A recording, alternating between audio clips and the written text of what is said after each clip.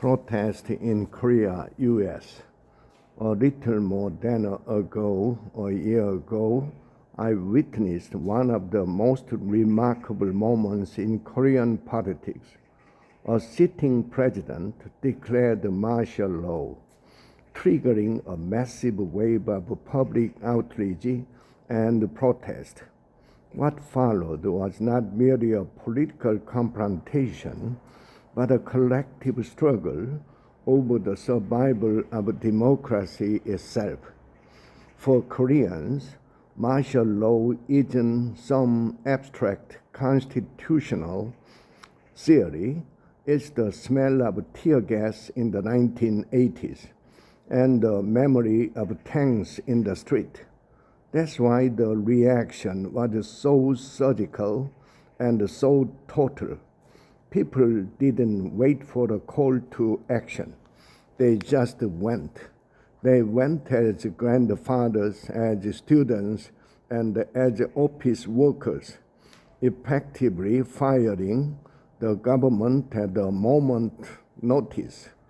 Today, across the Pacific, I am watching another historic protest moment unfold. The U.S. Donald Trump administration's aggressive immigration crackdown has been overreaching, harsh, and violent, resulting in civilian deaths and widespread fear. In Minneapolis,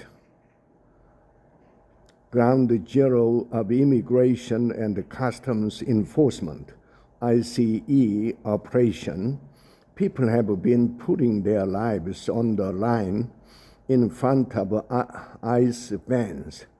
New York, Los Angeles, Chicago, and other cities are seeing a wave of mass protest as well. What is unfolding in the United States deserves deep respect.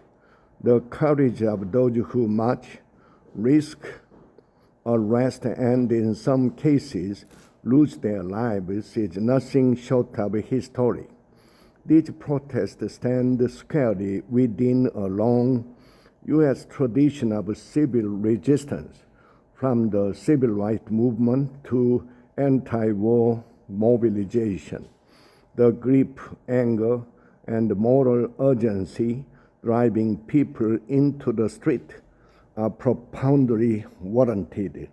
But I cannot help noticing some differences between the two mobilizations compared to the Korean protest of late 2024 and early 2025. The current protest movement in the U.S. seems more muted, fragmented, and messier.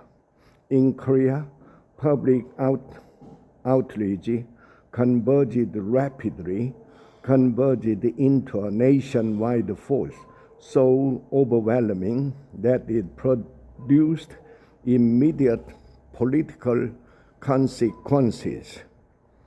The declaration of martial law triggered a rare moment of near consensus.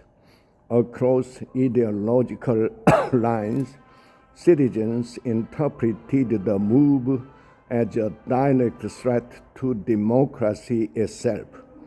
As a result, the crisis was framed not as a partisan disagreement, but as a national emergency.